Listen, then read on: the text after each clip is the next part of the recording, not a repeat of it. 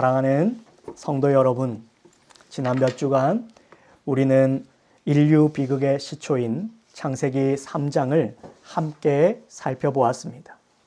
우리는 죄는 단순히 도덕적, 사회적 범죄나 또 양심의 가책 정도가 아니라 하나님의 법을 어기는 것.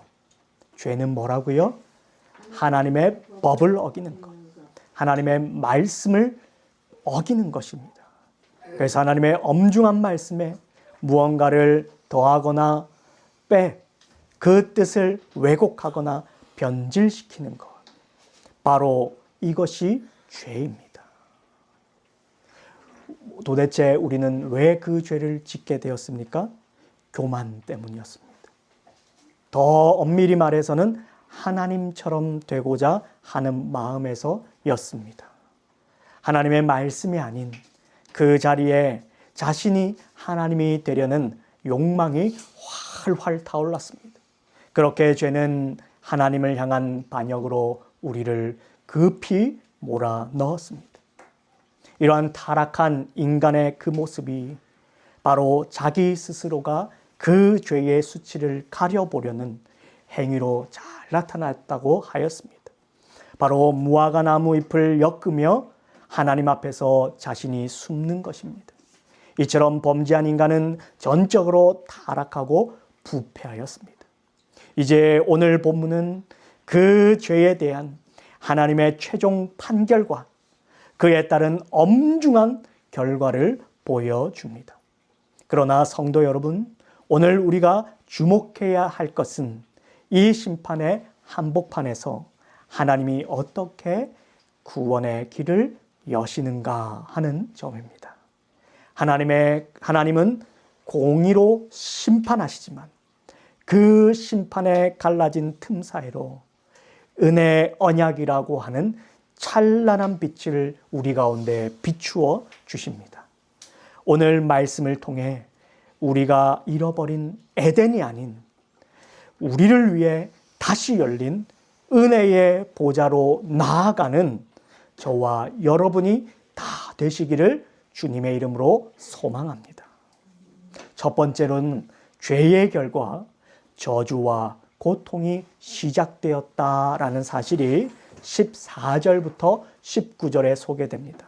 뭐라고요? 죄의 결과 우리는 저주와 고통으로, 한마디로 비참하고 하나님의 진노와 저주 아래 놓였고, 그러한 하나님의 죄로 인하여 진노로 인하여 형벌을 받는, 죽음에 이르는, 영원한 지옥 형벌에 이르는 비참한 심각한 상태에 이르렀다는 것을 잘 나타내고 있습니다.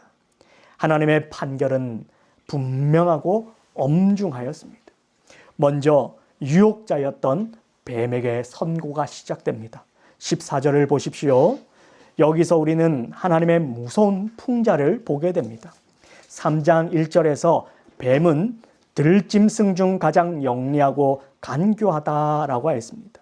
그래서 이 간교하다라는 뜻, 아룸이라는 말인데, 그러나 오늘 판결에서 하나님은 그 뱀을 향해 너는 모든 짐승보다 더욱 저주를 받았다.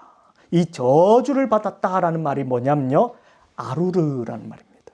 앞에는 간교하였다. 그래서 아룸으로 그렇게 하나님을 대적하고 인간들을 속였습니다. 거짓으로 아룸, 그의 간교함이었습니다. 근데 하나님의 그 간교함을 어떻게 하셔요? 더욱 저주를 받았다. 아루르가 될 것이다 라고 선포하시는 것입니다. 이처럼 하나님은요, 간교한 자를 하나님은 더욱 심판하셔서 하나님이 엄중히 처벌하시는 것입니다. 하나님은 이와 같이 공의의 하나님이십니다. 하나님처럼 지혜로운 아름이 되려 했던 사탄은요, 결국 가장 비참한 저주의 상징인 아루르가 되고 말았습니다. 이것이 하나님을 대적하는 자의 비참한 결론이다라는 사실을 명심하셔야 했습니다. 성도가 인생 중에 이와 같은 유혹을 많이 받습니다. 오늘날 한국 교회가 정치로 인하여서 또 여러 가지의 죄악에 인하여서 또 여러 가지의 모습 가운데에서 인간적인 사고와 또 세속적인 그런 압력과 그러한 배경들이 우리 가운데 압박되어질 때가 있습니다. 그것이 한번 눈 감으면 너의 목회 생활이 길어지고 너가 그걸 한번 참으면 오히려 그것이 더욱 칭송받고 세상 가운데에 더욱 길이 네 이름이 알려질 것이다라고. 그렇게 그것이 지혜라고. 너는 왜 그렇게 세상을 모르냐며 저를 향해서나 여러분을 향해서나 때로는 손가락질하는 사람도 있습니다. 어떤 사람들은 술 문제, 담배 문제, 우리 한국 교회는, 한국 장로교회는 여전히 술 문제, 담배 문제는 지옥에 이르는 구원이 취소되거나 구원과 관련된 죄는 아니지만, 그러나 그것은 성화와 관련하여서 하나님의 심판을 받는 엄중한 교회법으로 금지된 죄입니다. 그런데 뭐라고 말하죠? 괜찮아. 분위기 맞춰서 한 번쯤은 괜찮아. 술 취하지 말라 그랬지. 술 먹지 말라 그랬냐?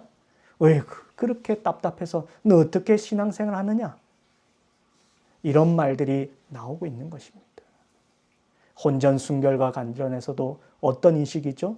너 아직도 남자를 여자를 모르느냐? 오히려 그것이 사회에서는요 손가락질이 되고 아직도 그것을 경험하지 못한 것이 마치 부끄러운 일인 것처럼 얘기합니다. 아니요. 우리는 그것을 다시 한 번 더 세상의 아rum을 그게 아루루로 된다는 사실을 깨달으셔야 됩니다. 그 간교함에 넘어가서는 안 되는 것입니다. 세상 사람들은 뱀과 같이 그러한 간교함을 지혜라고 아우르면서 그것이 세상을 살아가는 크리스찬의 지혜로움처럼 우리를 유혹하기도 합니다. 그러나 하나님의 지혜는 어떤 지혜입니까? 잠언 말씀에서도 이야기하고 있듯이 세상 사람들의 분위기나 그들의 칭찬이 아니라 여호와 하나님을 경외하는 것이다. 하나님을 아는 것이다. 하나님을 두려워하는 것이다. 그 하나님을 사랑하는 것이다. 곧 그의 말씀을 거룩히 지키는 것이다. 이것이 지혜라고 분명하게 우리에게 가르쳐주고 있는 것입니다.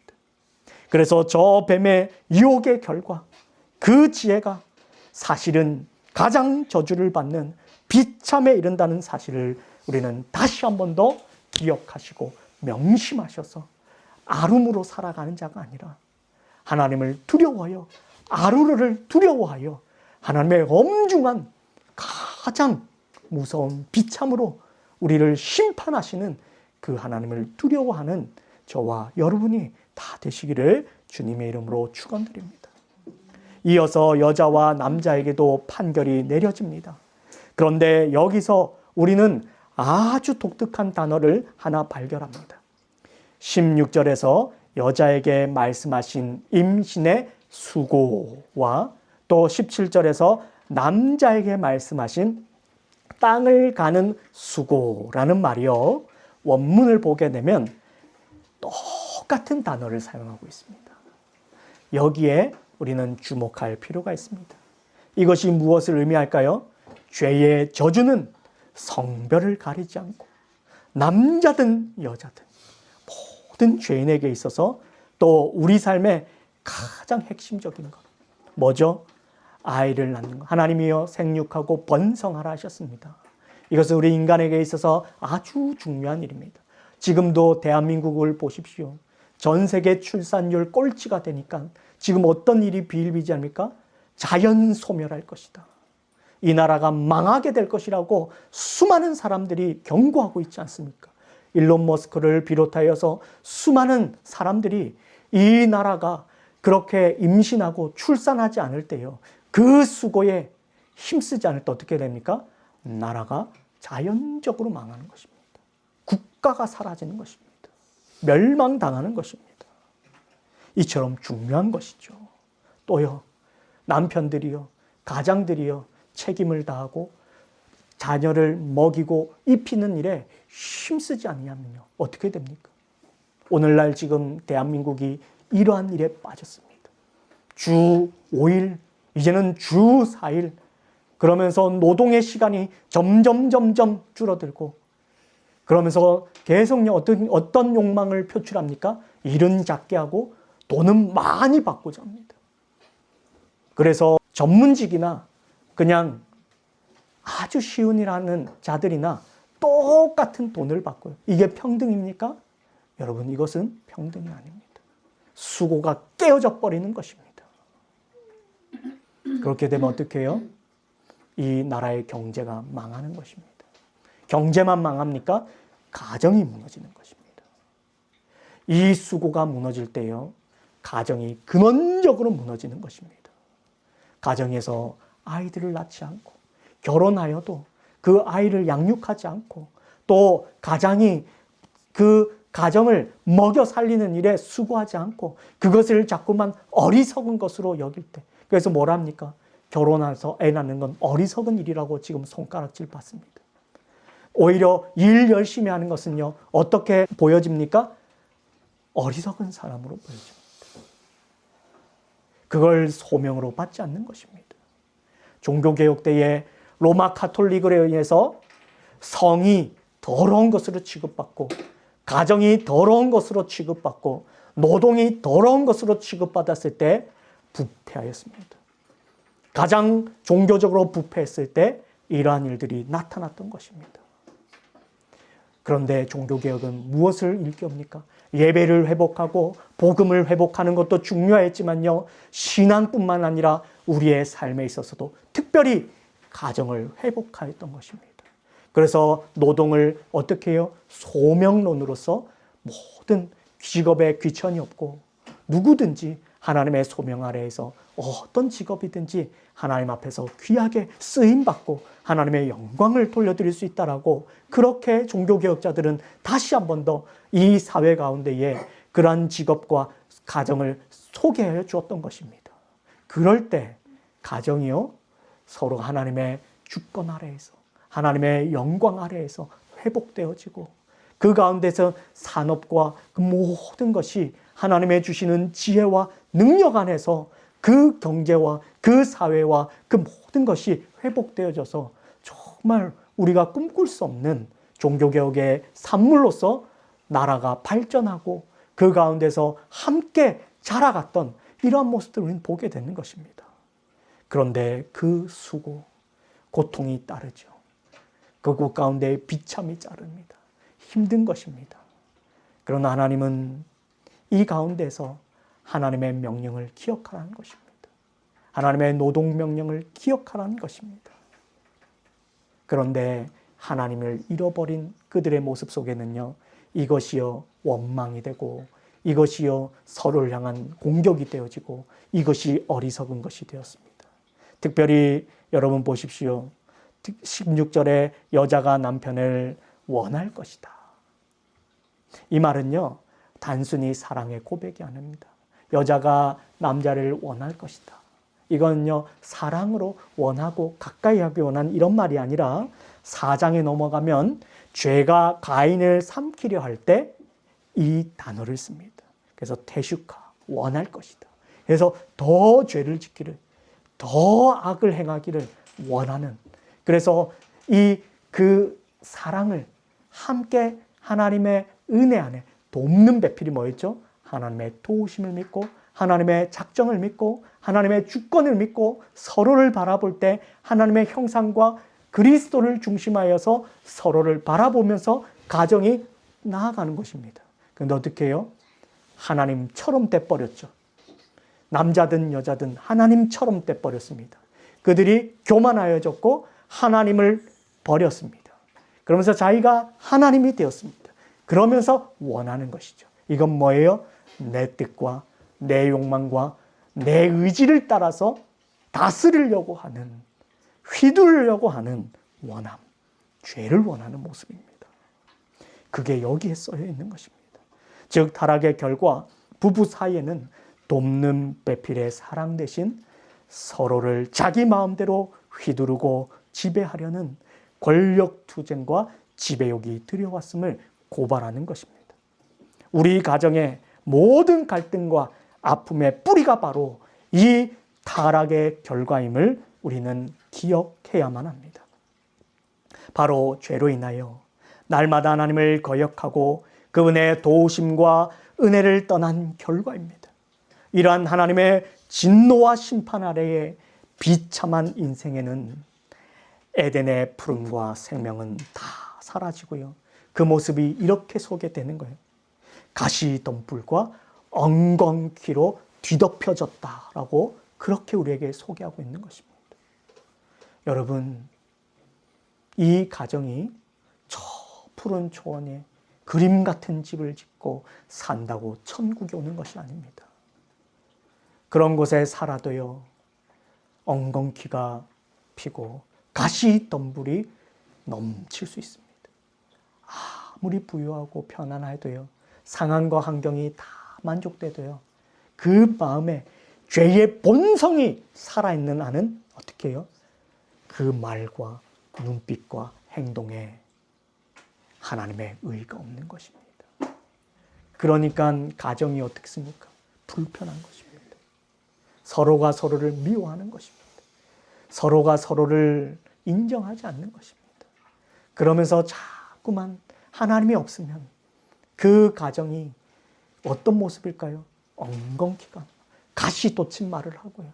계속해서 불편한 상황들이 그 가운데 생명이 죽어가는 이런 일들이 우리는 실제로 보고 있지 않습니까? 이럴 때 다시 한 번 더 우리는 이 장에서 하나님이 제정하신 결혼과 또 다시 한 번 더 그 결혼의 가정을 참으로 회복하는 것은 나 자신이 아니라 하나님의 은혜요, 하나님의 도우심이 아니고선 아니 된다는 사실을 다시 한 번 더 기억하셔야 됩니다. 이처럼 죄의 결과 곧 하나님 없이 살아가는 간교한 인생은 이와 같은 비참함과 저주와 고통 가운데 놓여져 있습니다. 그리고 그 삶의 최후는 흙으로 돌아갈지니 곧 죽음에 이르게 되고요. 그러므로 우리는 모든 인생이 죽음에 이르는 이 진리 앞에서 다시 한 번 더 두려워 떨어야 되는 것입니다. 여러분, 죽지 않는 인생이 있습니까? 저도 여러분도 언젠가는 죽고 흙으로 돌아갈 것입니다. 왜요? 죄 때문입니다. 죽음을 경험하지 않는, 죽지 않는 인생은 없습니다.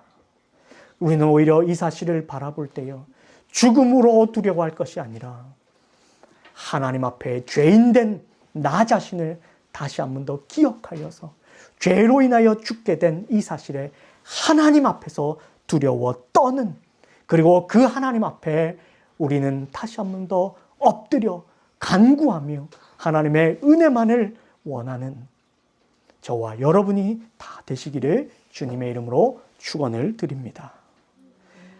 그러나 성도 여러분, 이 칠흑 같은 심판의 현장에 찬란한 빛 한 줄기가 비춰지고 있습니다. 바로 15절 말씀입니다. 이 말씀은 너무 중요한 말씀이라서 우리 함께 읽겠습니다. 3장 15절 말씀, 우리는 이 말씀을 원복음이다 혹은 원시복음이다. 여러분, 창세기는요, 하나님의 말씀 성경은요, 시작되자마자 복음이 선언됩니다. 저 신약에 가서만 복음이 나오는 게 아니고요, 시작과 거의 동시에 복음이 나옵니다. 그래서 원시복음, 원복음이다. 제일 첫 번째 복음이다. 이렇게 얘기하고요. 또 이제는 하나님의 행위 언약이 인간의 범죄로 인하여 깨졌기 때문에 하나님은 어떻게 해요? 우리의 행위나 우리의 의지가 아니라, 우리의 공로가 아니라 하나님의 전적인 은혜와 하나님의 의지로 구원하실 것을, 이것을 다른 말로 이제는 은혜 언약이라고 얘기하는데, 이 은혜 언약의 말씀이 여기에 선포되는 것입니다.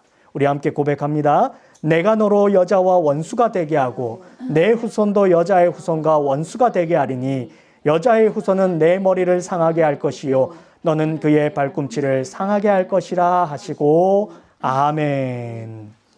바로 이것이 원복음입니다. 하나님은 여자의 후손과 뱀이 뭐라고 말씀하십니까? 서로가 상하게 할 것이라고 분명하게 말씀하고 있습니다. 근데 이 원문을 보면요, 또 흥미롭게도 똑같이요, 이 상하게 할 것이다, 이 말이 슈프라는 말인데, 이 상하게 할 것이다. 그래서 여자의 후손이 뱀을, 또 뱀이 여자의 후손을, 이러면서 서로가 상하는 존재로 이렇게 소개가 되고 있는데, 그래서 뱀도 여자의 후손을 공격하고 후손도 뱀을 공격한다, 이렇게 말합니다. 근데 겉으로 보기에는 비슷한 싸움 같습니다. 그런데 여러분, 타격 부위가 다릅니다. 똑같이 상하게 하는데요, 타격하는 자리가 다릅니다. 뱀은 발꿈치를 상하게 하지만, 여러분, 발꿈치 상한다고 죽습니까? 죽지 않습니다. 치명적일 수는 있죠. 내가 가던 길이 멈춰질 수 있고, 잠깐 늦춰질 수 있고, 그것 때문에 뭔가 내 계획이 틀어질 수 있습니다. 내가 잠깐 멈춰질 수 있습니다. 그러나 나를 죽이지 못하는 거예요. 그런데 여러분, 여자의 후손은 어떻게 합니까? 뱀의 머리를 상하게 할 것이다. 머리를 박살낼 것이다. 이렇게 얘기하고 있는 것입니다. 그래서 이 말씀은 무엇을 말하는 것입니까? 사탄은 예수 그리스도를 십자가에 못 박아 승리한 줄 알았습니다. 여러분, 이것이요, 근데 뭐라고요? 발꿈치를 상하는 것밖에 안 된다는 것입니다. 그리스도의 십자가가 우리가 볼 때는 그것이 다 끝난 것 같고, 그것이 머리가 박살나는 상함과 같이 여겨지는데, 성경은 뭐라고 말합니까? 그것은 발꿈치를 상하는 것이다. 그리스도가 십자가에 죽으심은 우리를 낫도록 하기 위해서. 그래서 우리가 발꿈치를 상해서 뭘 깨닫는 거예요? 아야! 하고, 아이고, 내가 아프구나. 내가 걸어갈 수 없구나. 내 혼자 살아갈 수 없구나. 내가 뭔가 지금 문제가 생겼구나. 그리스도의 십자가를 통해 깨닫게 되죠. 저와 여러분이 깨닫게 되는 것입니다. 오히려 이것은 우리를 죽이는 것이 아니라 우리의 잘못과 우리의 문제를 영적으로 깨닫게 하는 것입니다. 그래서 그 상함으로 깨닫는 것이죠. 그런데 어떻게 돼요? 그러나 일시적 고통이죠. 그러나 오히려 그 십자가의 죽음과 부활로 말미암아 우리 주님은 사탄의 머리를 영원히 깨뜨리시고 승리하셨습니다. 아멘이십니까? 아멘입니다. 이 약속을 확증하기 위해서 21절은 하나님이 친히 짐승을 잡아 피를 흘리시고 가죽옷을 지어 입히는 장면들이 21절에 소개되는 것입니다. 제가 읽겠습니다. 여호와 하나님이 아담과 그의 아내를 위하여 가죽옷을 지어 입히시니라. 인간이 만든 무화과 나뭇잎은 그 자신의 의는 이제 벗겨지는 것입니다. 그리고는 대속의 죽음을 통해 만든 가죽옷, 바로 하나님의 의를 입히시는 것입니다. 이것이 바로 우리가 입어야 할 예수 그리스도의 의의 옷입니다. 바로 이것이 창세기 3장에서의 핵심이요, 클라이맥스라고 할 수 있습니다. 이 구절을 두고 개혁주의 두 거인은 우리에게 중요한 통찰을 줍니다. 우리의 스승인 존 칼빈은 이 가죽옷을 수치의 기념비라고 가르쳤습니다. 원래 영광의 옷을 입었던 인간이 짐승의 거친 가죽을 입게 된 것은 우리가 얼마나 비참한 죄인인지를 날마다 기억하게 하시려는 하나님의 교육적인 목적에서 주신 조치다, 이렇게 이야기했던 것이죠. 동시에요, 칼빈은 반역한 자들에게 옷을 지어 입히시는 하나님은 우리에게 있어서 부성적인 돌보심, 우리를 섭리하시는 하나님이다 라고 하며 그 하나님으로 감격했습니다.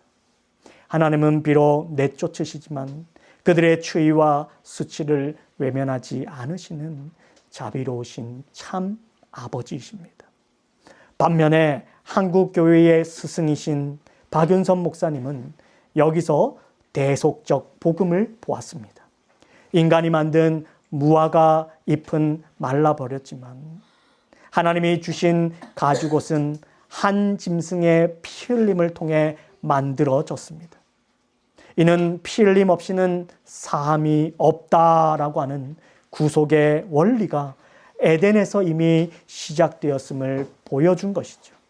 즉, 이 가죽옷은 장차 우리를 위해 하나님의 어린 양이 되사 피 흘리실 예수 그리스도의 의의 옷을 예표하는 찬란한 복음이다라고 말씀하셨습니다. 사랑하는 성도 여러분, 이 두 견해는 좀 더 강조하는 점이 다른 것 같지만 그러나 하나입니다. 하나님은 가죽옷을 통해서 우리가 얼마나 비참한 죄인인지를 잊지 않게 하시며 그래서 우리의 수치를 깨닫게 하시죠. 동시에 그 수치를 당신의 아들의 생명으로 완벽하게 덮어주시는 은혜를 베풀어 주십니다. 가죽옷은 우리가 누구인지, 즉 죄인이다 라는 사실을 말해주고요. 동시에 이 가죽옷은 하나님이 누구이신가? 우리는 하나님의 전적인 은혜가 없이는 하나님의 의의 옷을 그리스도의 의로, 그리스도의 피로 우리를 덮으시지 아니하시고는 그 은혜 언약이 없이는 우리는 구원받을 수 없다라고 하는 사실을 깨닫게 하여 주시는 것입니다. 그래서 이 마지막이 어떻게 됩니까? 22절부터 24절을 보게 되면 에덴으로부터 추방의 모습이 소개되고 있습니다. 근데 이건요, 저는 이렇게 부르고 싶습니다. 에덴에서의 추방이지만 엄위하신 자비다라는 것이죠. 마지막으로 하나님은 인간을 에덴에서 내쫓으십니다.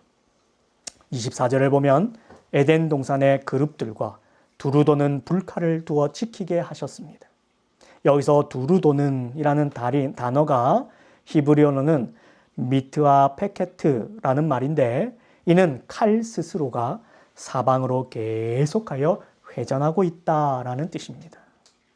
이것은 인간이 어떤 방법으로든 어떤 틈으로도 결코 자신의 힘으로는 다시는 에덴에 들어갈 수 없다라는 것을 확증하고 있는 것입니다.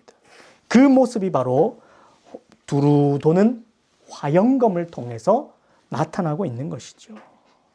그래서 하나님이 인간이 다시는 에덴으로 돌아갈 수 없음을 보여주시는 것입니다. 완벽하게 차단하신 것입니다. 그래서 누구든지 죄를 가지고 하나님과 함께 할 수 없다는 사실을 또 말하고 그러면서도 하나님은 공의로우신 분, 죄에 대해서 엄중하신 분이라고 말씀하시면서도요, 이제는 우리는 에덴으로 돌아갈 수 없다는 것을 말하지만 여러분, 여기서 끝나는 거라면 그 하나님은 무서운 하나님이시겠죠. 그런데 성경은요, 여기에 하나님은 공의의 하나님이시면서도 동시에 어떤 하나님이라고 소개합니까? 사랑의 하나님이시라고 소개하고 있는 것입니다. 자비와 긍휼이 한량 없으신, 끝이 없으신, 영원 무궁하신 하나님, 실수가 없으신, 실패가 없으신 하나님이라는 사실을 가르쳐주고 있습니다. 여러분에게 묻겠습니다. 하나님이 우리를 에덴으로 쫓아내시고 불검으로 두루도는 화영검으로 거기에 장막을 치셔서 우리를 차단하셨습니다. 여러분, 이것은 하나님의 저주요 형벌입니까? 아니면 하나님이 우리를 향한 은혜를 베푸시는 것입니까? 은혜를 베푸신 것 같아요. 형벌인 것 같지만 이렇게 질문하는 것을 보니까 눈치껏 살피니까 은혜라고 말해야 될 것 같죠. 맞습니다. 왜냐하면 그 때문에 그 인간이 죄를 지은 죄 본성을 가지고 영원히 사는 큰 일이잖아요. 맞습니다. 그 정답입니다. 그래서 12절에 원시복음이 아닌 여전히 에덴 동산과 생명나무에서 구원과 복음을 쫓는 무리들이 있습니다. 이런 사람들한테는요, 구원이요, 마치 파라다이스고 내가 부자가 되는 거고 내 자식이 잘 되는 거고 또 어떻게 해요? 또 내가 영원한 어떤 뭔가 신비한 것들을 먹고 마시고 누리는 것. 그래서 생명나무와 에덴 동산은 그런 곳입니다. 그런 것에서 구원을 찾는 자들에게 있어서는요, 이 본문이 어떻게 보이겠습니까? 하나님 너무 냉정하네. 하나님 너무한 거 아니야? 이렇게 하나님 무서울 수 있나? 하나님 너무하시네. 하나님 저주와 형벌밖에 안 내리시네. 라고 보는 것입니다. 그런데 여러분, 15절에 하나님의 그 복음의 말씀을 기억하는 자들은요, 이것이 은혜로 다가오는 것입니다. 하나님의 은혜가 남아있는 것입니다. 그래서요, 새 언약으로 복음을 주신 하나님의 긍휼과 그 자비의 은혜를 바라본 자들은요, 이것은 하나님의 은혜입니다 라고 고백하는 거예요. 왜냐하면 죄인의 상태로 생명나무 열매를 먹어서 영원히 죄 속에서 고통받지 않도록 막으시는 하나님의 배려가 담겨 있는 것입니다. 단순히 쫓아내고 차단하고 밀어내시는 하나님이 아니라요, 영원한 진노와 저주 아래에서 우리가 갇히지 않도록 하기 위해 배려해 주시는 것입니다. 그리고 하나님은 화영검으로 입구를 막으심과 동시에 15절의 약속을 통해 여자의 후손이라는 새로운 길을 준비하셨습니다.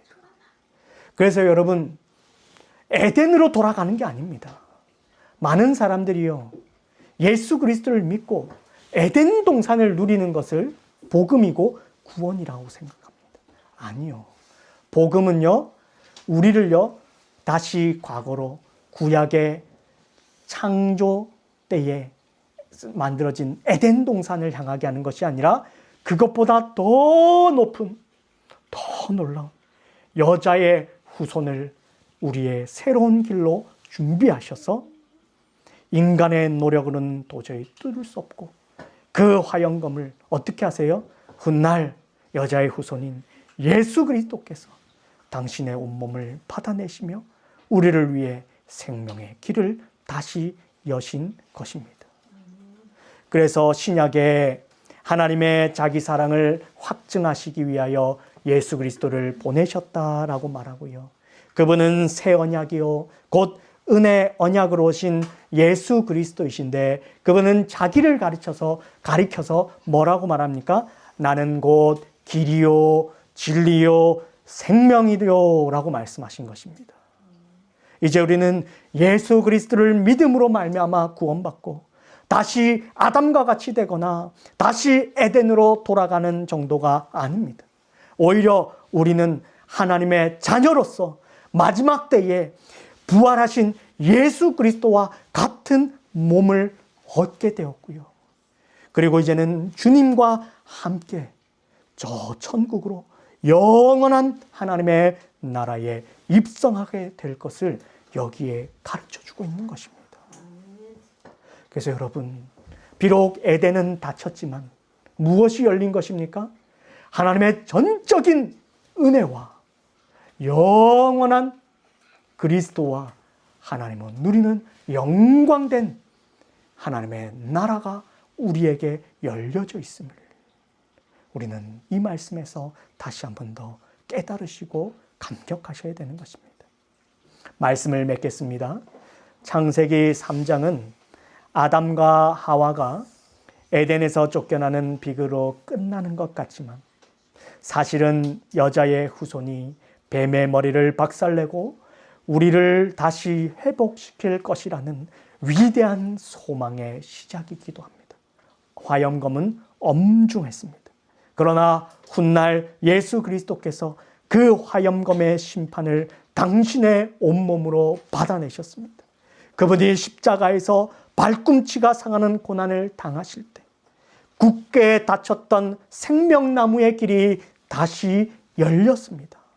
그러므로 이제 우리는 더 이상 무화과 잎으로 나를 가릴 필요가 없습니다. 나의 수치를 정직하게 인정하고 하나님이 입혀주신 그리스도의 가죽옷을 우리가 입었음을 다시 한번 더 고백하시길 바랍니다. 그 은혜 언약 안에서 잃어버린 에덴으로 슬퍼하지 마시고 다시 열린 하늘 문을 향해 저기 하늘에 부활하여 승천하여 하나님의 보좌 우편에 계신 그 그리스도를 향하여 우리의 믿음의 눈을 드시고 담대히 그렇게 하늘 문을 향해 나아가는 승리한 그리스도인들이 다 되시기를 주님의 이름으로 간절히 축원드립니다.